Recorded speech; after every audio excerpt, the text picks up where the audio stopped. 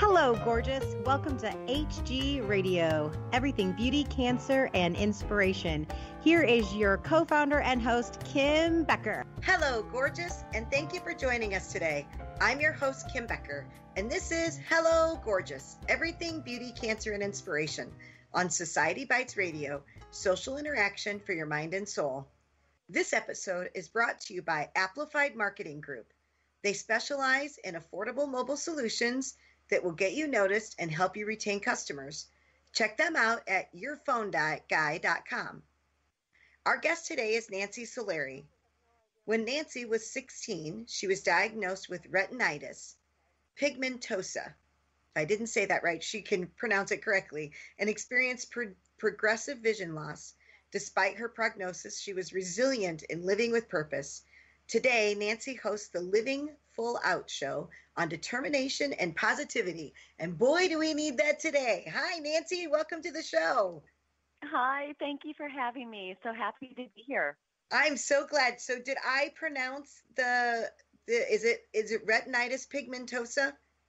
You did. You're practically a doctor. Okay. Yep.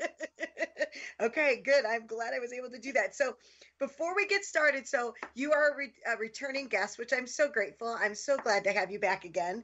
And so last time, before we even get started in the interview, I have to ask you this question, because the last time you and I were talking about our word of the year. And so we discovered that was something that each of us do at the beginning of the year. And so we're kind of at the beginning of the year. What is your word of the year this year? Well, the word of the year, ironically, was connection. Okay. And it's strange because my goal with it was to actually connect with like childhood friends from when I was 10 or, extended relatives that I don't talk to all the time. But gosh, with this whole virus thing, right, connections kind of gone to a different level where, I've talked to distant folks, but I've also talked to my everyday friends and just really kind of, being a good sounding board for them. So the connection's still going strong. It just kind of changed a little bit. It evolved with the times, didn't it? Exactly. Yep. Yeah. So we're in a challenging time right now. So when you were going through all of your challenging times, like what enabled you to get through those challenging times? That is going to be different for everybody. It's really interesting. Friends, family, of course, number one. But again, not everybody has a big family unit or a lot of friends, right? And I was lucky to have that, but not everybody could handle everything. There's some people you go to for career woes, and there's other people you go to when you're having health challenges, because not everybody is, not it's like it's a one size fits all, right? Everybody's going to understand everything. So I really had to look at my friend and family base and figure out, okay, as I go through these challenges of life, who are going to be the best people to go to that are really going to understand, but also tell me what I need to hear to get out of my funk, out of my sadness. And it wasn't everybody. And then also I had to really turn to faith. And I'll be honest, I grew up going to church with my family, but after domestic violence and a divorce, we kind of stopped going to church. And, I kind of found my way back after 5 miscarriages, after losing so much of my vision, and you get to a point where you're just like, what does this all mean?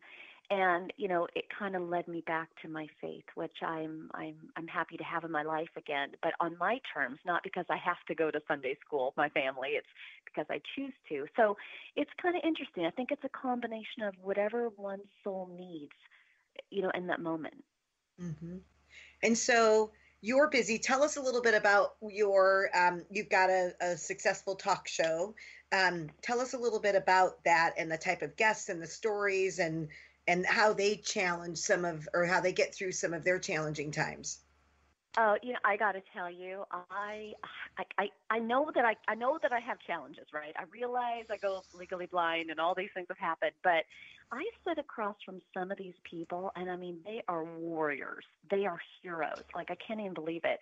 I mean, we've had guests on our show. We had a gentleman who was on the California Highway Patrol, and his job was to walk the Golden Gate Bridge and find people that looked like they might commit suicide and talk them back from it. We had a guy that's coming in our show in a couple of weeks.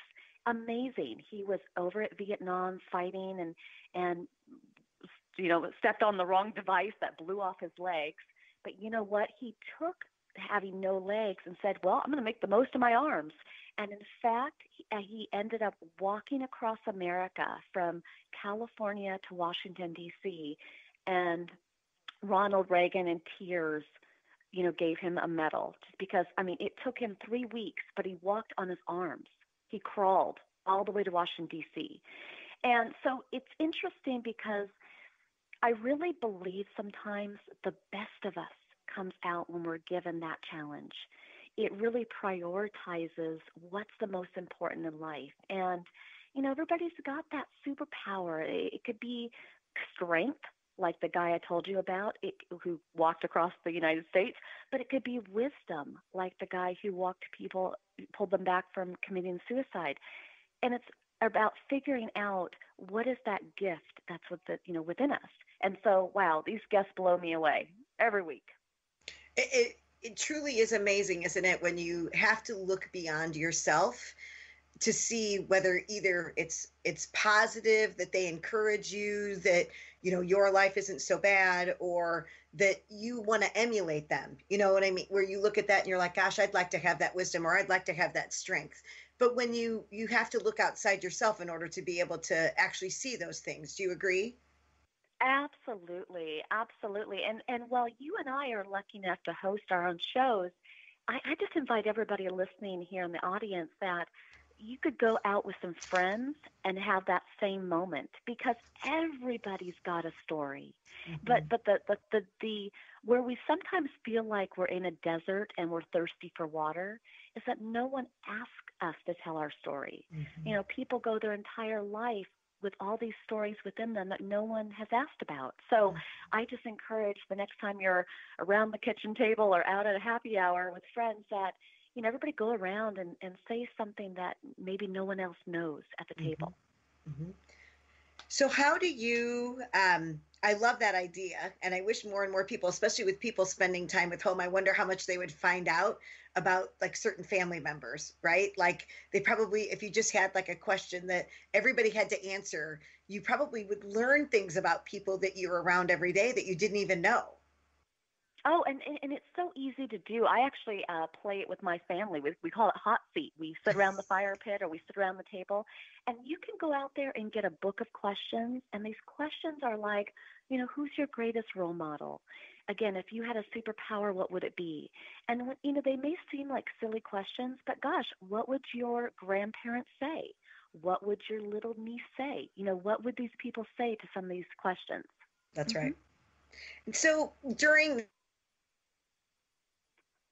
you maintain excitement for the future, but yet calm your fears down, because we don't know what tomorrow will bring.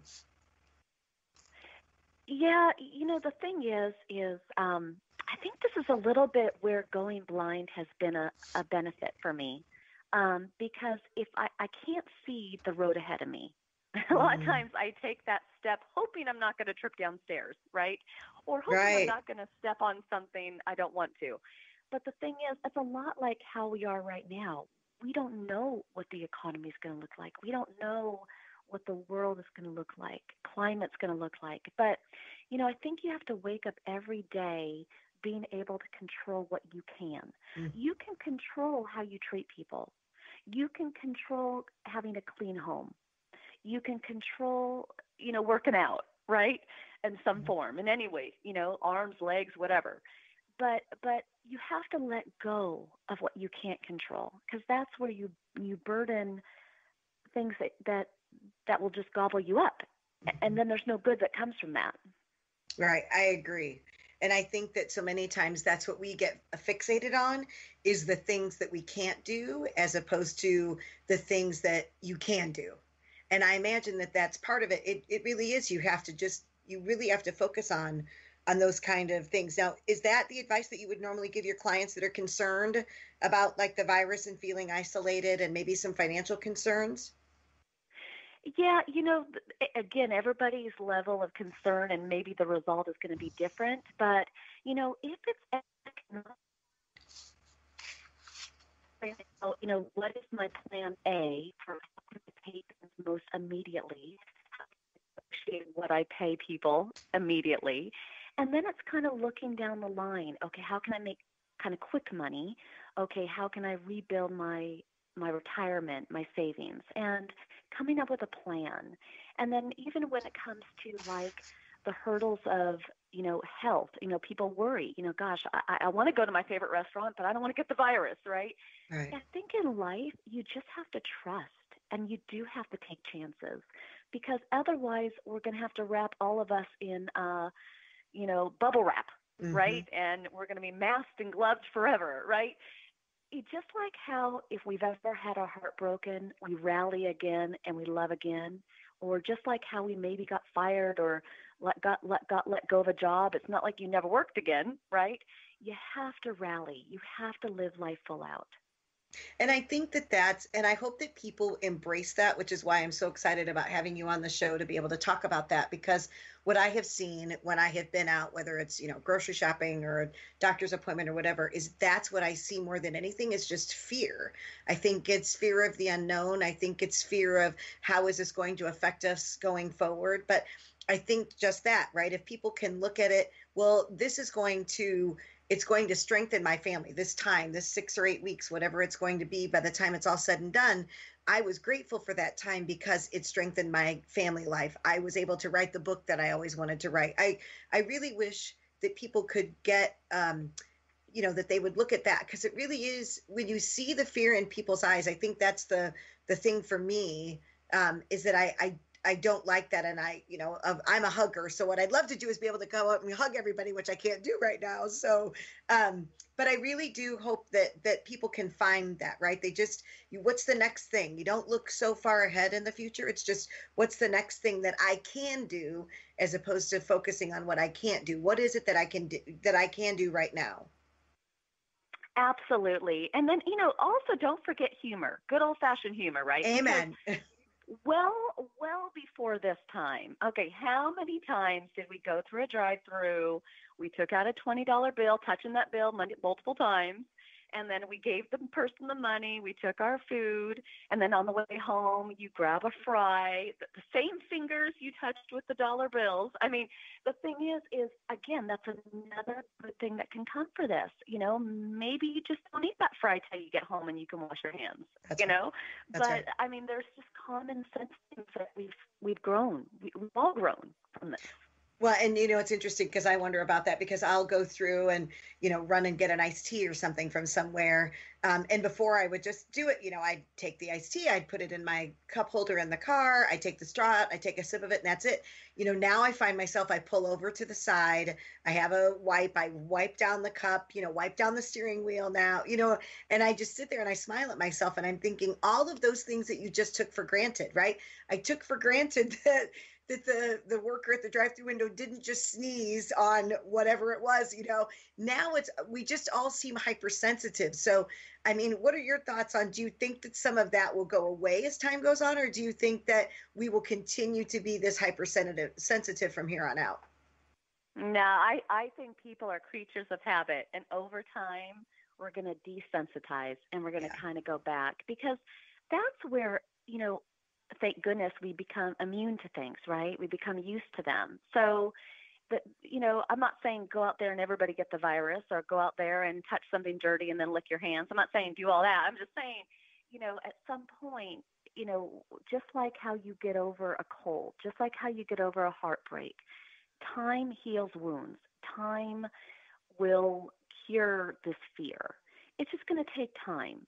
But you said it so beautifully earlier. It's what we do with the time, That's right? right. And I really want everybody to understand that this is precious connection time with family and friends. It's also time to get really productive and jump into those projects that you've been putting off. And because what's going to happen is a month from now, 6 months from now, you're going to